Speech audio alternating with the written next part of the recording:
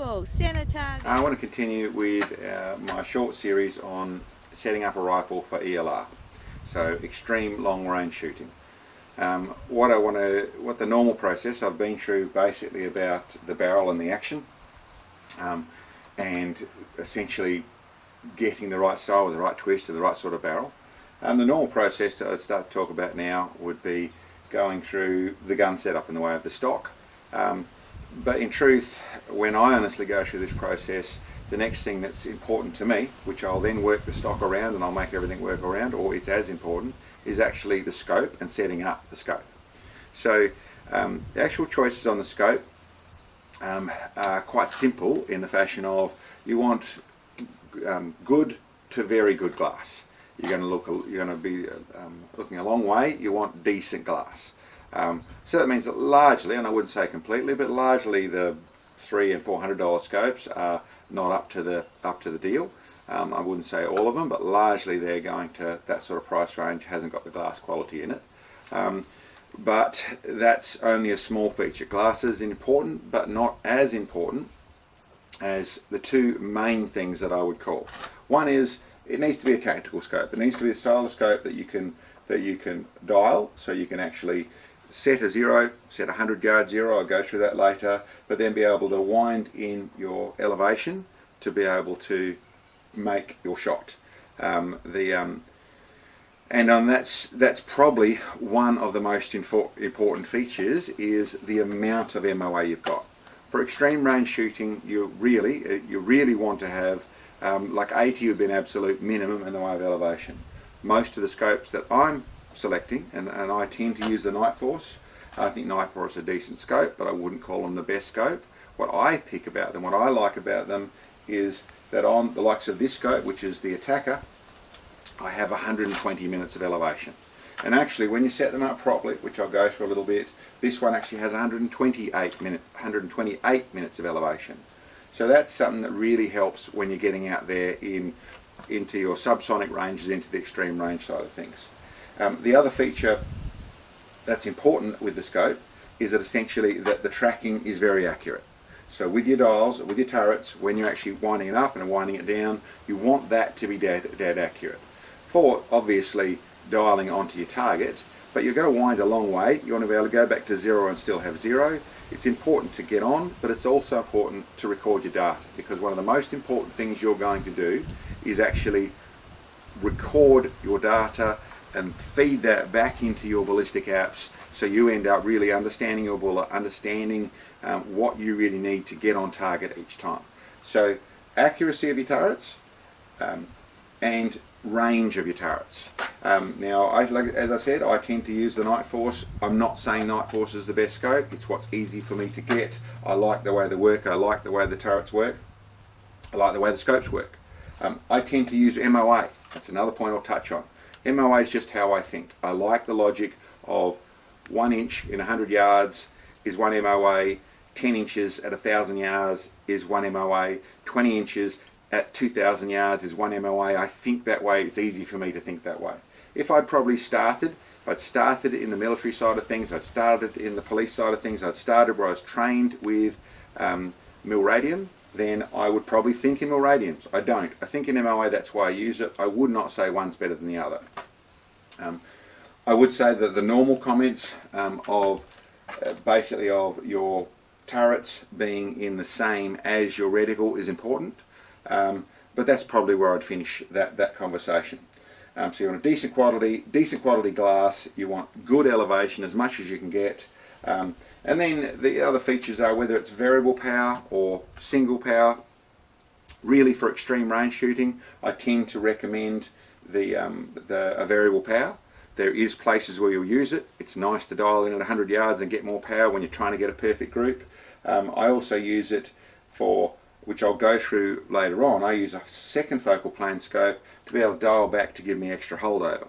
Now, I'm not going to touch that conversation with this video. I'll do a separate video on first focal plane and second focal plane, because there is some issues one way and the other way. I'm not going to touch on that at the moment. I use second focal plane, but that may not be what suits you. I'll go through that, like I said, in another video. Okay, so we touched on that, The other thing that I will touch on is essentially bolting your scope on. There is lots of videos out there, lots of information out there. It is the basic, simple information of get a decent base, make sure that it's set up with the right size screws for your caliber, little screws for smaller calibers, larger screws for larger calibers. Use a Loctite, it's a good idea so they don't come loose, with rails and rings, with lapping rings, all that sort of stuff. Listen, it's all relevant depending on what the setup is, and do it accordingly. Better quality stuff tends to need less work, and the likes of buying yourself a little torque wrench to be able to do up all your nuts and bolts on your scope. It's a good idea. They're not very expensive. It's a good idea. It saves you messing it up. It saves you leaving them too loose and it coming loose, and it saves you tightening them up and it damaging the scope. It's a sensible move. What I do want to talk about, probably the main bit that I see wrong, the manufacturers aren't really doing the right thing as yet. A lot of old rifle builders, and I don't mean old guys, I mean guys that build rifles in an older fashion, a lot of gunsmiths, a lot of people haven't got caught up yet with what we're actually doing with these scopes. And this is what I'm about to explain, the nuts and bolts of how a scope works. I've got these diagrams up behind here. We start off with this diagram here. We have a basic representation of a barrel pointing straight ahead and a scope pointing straight ahead.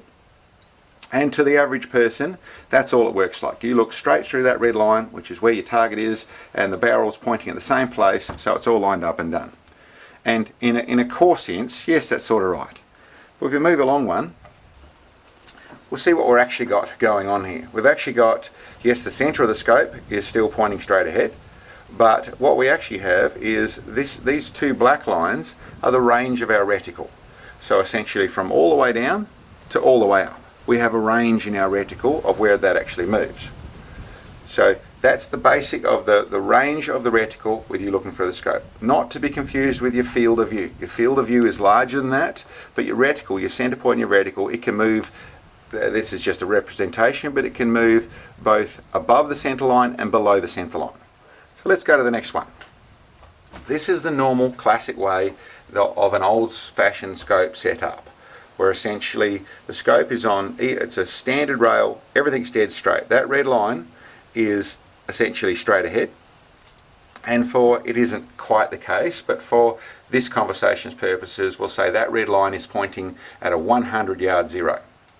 Now, to understand the fact that when you want to shoot further than 100 yards, you need to raise your barrel up. So what that means, obviously, the barrel raises up. To do that, you have to point your scope down. Might sound a little bit confusing, but it's the way it works. Essentially, you raise your barrel by lowering your your actual crosshairs to make you shoot at the target.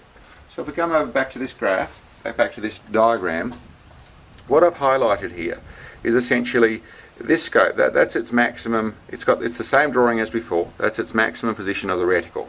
But let's say it's a normal scope. It's an 80 MOA scope. It doesn't really matter. It could be an 80, 100, 120, a 200. Doesn't matter what it is. But let's say it's 80 for the moment. If you've got 0 is straight ahead, so 100 yards 0 is dead straight, then you can adjust it the other half. There's no point in taking the scope in the opposite direction. That's going to make you shoot closer than 100 yards. So all you've got is essentially from that 100 yard 0 to what you can adjust up to. It's actually pointing the reticle down, but that's actually up adjustment. So essentially, if you had an 80 MOA scope and you set it up in dead straight, what you approximately have in usable reticle adjustment or usable internal elevation is 40 MOA, exactly half of what the scope is. And you can buy, like this scope here, a big 120 minute scope, or a scope with 120 minutes of elevation, and you're going to get half of that, 60 minutes of elevation. Now, most commonly in this sort of setup, people will run them on a 20, they'll have a 20-minute rail. Manufacturers, they provide 10 and 15 and 20. That's common. You'll see some more, but that's the most common. 20-minute rail that's on the actual rifle. Set up on even posts. What that'll give you is a little bit better. You're going to get essentially another 20 minutes. So if you look at a scope that was set up at 0 and it was an 80-minute scope, it's going to then give you, and you've got half of that, with those extra 20 minutes, you're going to get another 20, you're going to get 60 minutes. So it's better, but it's not great. You put it even a worse situation of a 120-minute scope and put it on where it had 60 minutes, and you put that 20-minute rail on, you just got to an 80-minute scope. So is it getting all your money out of your money for value? Are you getting what you want? No, you're not. So over here, what you do is essentially this red line now is set up, which is where your 0 is now the scope tilted forward to when the scope is at absolute 0, it's pointing at 100 yards. And then you'll find that you'll get the full maximum usage of that scope. And as you can see, we now have a full green line. So we can go right down, and as said, if you had an 80-minute scope with a half of that, which is 40 minutes, or a 40-minute rail, or a 40-minute base combination I should say, but 40 minutes of cant on that scope will give you 80 minutes of usable elevation. You use your whole green band. If it's a 120-minute elevation scope, you need to put it on a 60 MOA base, and then you'll get your 120 minutes of elevation. So you get your full green band. So I hope that makes some sense. If we come back over to this scope, this rifle here, this is 120 minutes, and I've done it in it's a Hauer rifle, and it's a very simple system. Quite what I've used on most of my rifles in truth is I'm running a 40 MOA rail with a 20 MOA, this is the ultralight uni mount from, so it's actually the rings and the mount all have 20 minutes in them as well. So you've got 20 minutes in this, and you've got 40 minutes in that. That gives 60 minutes in the whole rifle, in the whole base. As I said, sometimes you'll get a bit extra. This now actually, well, it goes right down to 0. There's only a little tiny bit I could maybe get out of 0, but I can get right up to 128 minutes. So 0 at 100 yards, I have 128 minutes of elevation in the internal adjustment in this. Another thing I'll briefly go through with your different setups and with your scopes, with your rings and rail and that sort of stuff, a lot of people are still attached to trying to get their scope low and get it as close to the barrel as possible. I see a couple of negatives there. I see no positive, I should say. Unless you're shooting point blank shooting, so you're shooting in 20, 25, 50 yards where there can be trying to get that closer for that reason, or you're trying to fit into a gun case sort of stuff, which okay, there's some positives there. It's not what these rifles are set up for. And well, in actual fact, the other fear that I've heard is essentially that by putting my scope up, I'm going to need to adjust more minutes, more elevation, because my scope's further away. That's not the case at all. I've forgotten the maths, I worked it out sometime or other, but you're up around the 3 or 4 inches before you're seeing any appreciable difference in that. So in actual fact, it works a little bit better. There's a little less, but not enough to actually talk about. The features that I like, so I want to have proper clearance. I want to make sure that I have the rail side of things in here with proper room, so that's all nice.